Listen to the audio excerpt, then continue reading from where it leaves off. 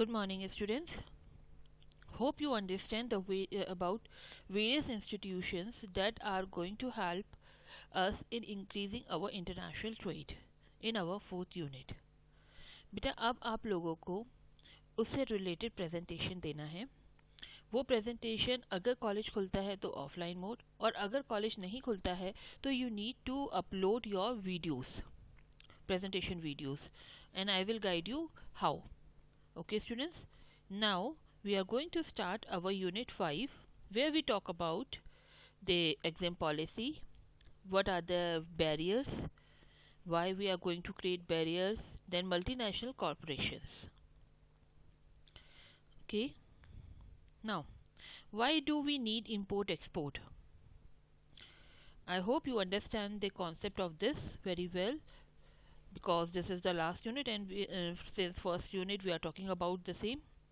Import export means when you are crossing your political boundaries of different nation for the purpose of trade, for the purpose of income generation, transfer of goods that you need and services you need. It means that is a import and export. This happened because of the climate variation, unequal distribution of natural resources.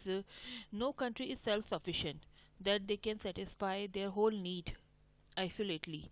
So we need to contact other countries for this. Like अभी आपने देखा होगा recently हमें Covid की vaccine के लिए जो है बाहर कांटेक्ट करना पड़ा. ठीक है, same in India, government has come out from time to time with various policies on foreign trade to promote your export and to focus on how to control our import, thereby increasing our foreign exchange reserve. And जो policies government इन सब चीज़ों के लिए बनाती है, that is known as your EXIM policy, or you can say import export policy. Let's discuss about the history in a very short. Generally, Import Export Act was introduced by the government during Second World War, and this Import Export Import Export Control Act है, that is 1947, and it is lasted for around 45 years. And in June 1992, this act was replaced by Foreign Trade and Development and Regulation Act 1992. The main aim of this particular act is to doubling your country foreign trade and to generate the employment and to liberalize our export and import policies. Till 1985, the annual policies were made, but from 1985 till 92, the 3-year policies was made, and then after from 1992, after commercial policy reform, commercial policy means import export policy, the same reforms, the 5-year plan, according to 5-year plan, 5-year policies are made. Basically, we have to focus here how to increase our trade, how to liberalize our trade, how to support our exporters in these policies. Now, what is EXIM policy? Foreign trade policy is a set of guidelines, or it is a procedure which are being formulated by government to incorporate in the economy and being followed so as to attain a maximum amount of foreign trade. Okay, whatever guidelines, whatever procedures they are making just to increase your foreign trade, your foreign reserve, increase employment, to support the exporters, to prevent our domestic industry, whatever they are making, that is called your EXIM policies. Generally, foreign trade policies in India is formulated by Government of India, Ministry of Commerce and Industry, Department of Commerce. And now the objective of EXIM policy. What are the basic objective, or what is the logic behind these policy? First is to expand the global market opportunities. We are making our policies just to increase our opportunities, just to increase our market, to get a maximum benefit for sustaining economic growth, stimulating sustained economic growth, and to enhance the technology strength and efficiency, to generate employment, and to improve the standard of quality and at a reasonable price. We are making these exim policies. In exim policies, basic aim is also to protect our domestic industries, and to protect for the protection of the job, for national security purpose also. We are making these exam policies for a balanced development, you can say, to check the import of harmful goods, to control the monopoly. All these are the objectives of the exam policies. Now the trade policy evolution. In the phase 1, import restriction and import substitution was focused. Here we are restrict our import, and we focus on import substitution. हमें हर चीज़ export करनी है, हमें import जो करना पड़ता था उसको हमें कैसे सब्सटीट्यूट करना है विद इन अ कंट्री, उससे फोकस्ड पॉलिसीज आपकी बनती थी. Then we have a phase 2 where export promotion and import liberalization was introduced, कि आपको export को promote भी करना है और import को थोड़ा बहुत liberalize भी करना है. But nowadays in phase 3 we are following outward orientations. Well, we are making our commercial policies. Now the foreign trade policies 2015 and 20. These are some highlights of these policy which currently applicable. On 1st April 2015, the new foreign trade policy for the period of 2015-20 was announced, and it is replaced by 2019-14 foreign trade policy, which expired on 31st March 2014. Generally, aim of this policy is to develop export potential, improve export performance, encourage foreign trade, and creating a favorable balance of payment position. Foreign trade policy is prepared and announced by Central Government Ministry of Commerce. Foreign trade policy or exim policy is a set of guidelines, you can say instruction, established by DGFT, that is a Directorate General of Foreign Trade. Basically, this is the organization which guide us in foreign trade matter, import export of the goods. India.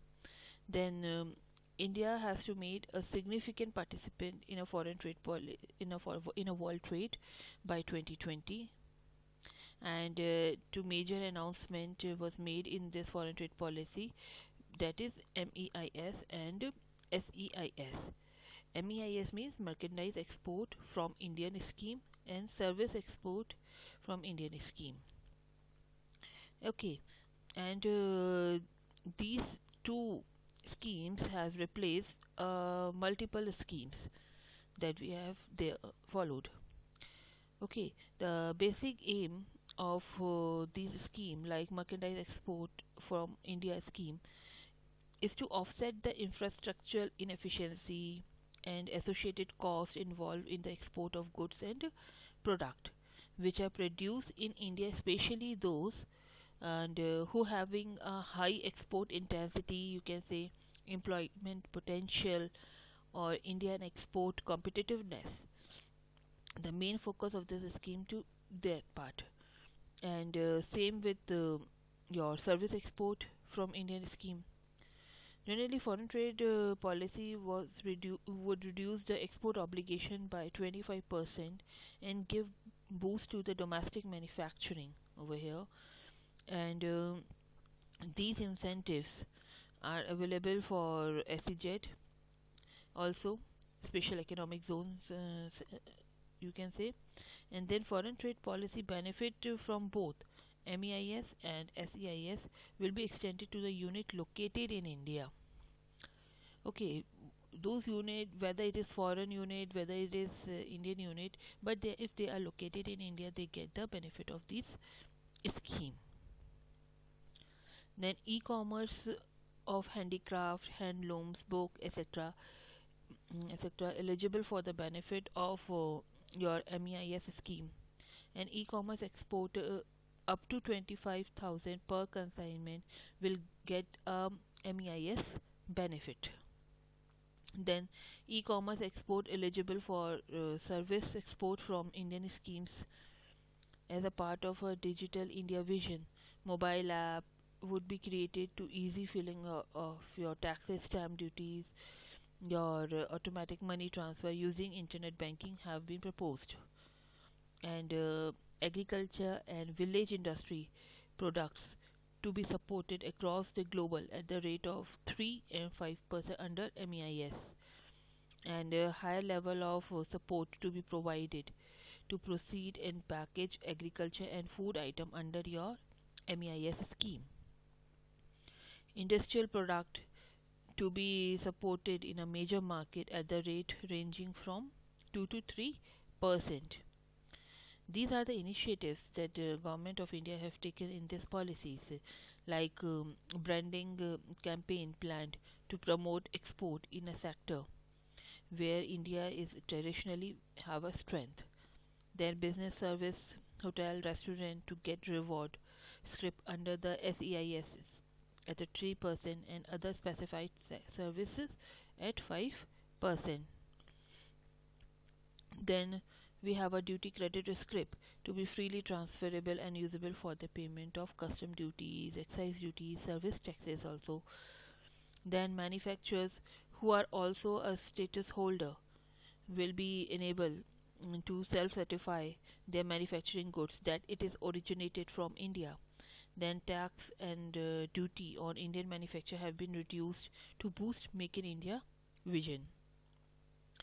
They have reduced the export obligation also up to 75% from the domestic procurement under the your EPCG scheme, and export promotion of capital good scheme we can say, and interministerial consultation to be held online for the issue of various license that help in reducing the time for the whatever we have wasted in this. So with the help of this online matter we can save our time, and there is no need to repeatedly submit your physical copies of document available for exporter and importer profile. They need to once upload and it automatically goes to every department where it is needed. Then your foreign trade policy will be reviewed in every 2.5 year instead of annual, so as to check the impact of the business climate. Then interministerial consultation to be held online on the issues related to various license. Then export promotion of capital goods, reduce export obligation for those who procuring capital goods domestically to 4.5 times import as against 6 times. This will help our capital good industry, domestic capital good industries. So all these are the initiatives that are taken in during our this current commercial policies. And because of the COVID, Government of India also announced to extend this policy for up to 1 year. Okay, students. So this is all about the foreign trade policy, current foreign trade policy. In next class, we will talk about the various measures that are taken to protect our foreign trade, to promote our foreign trade, etc. That is the instrument of trade policy. Thank you.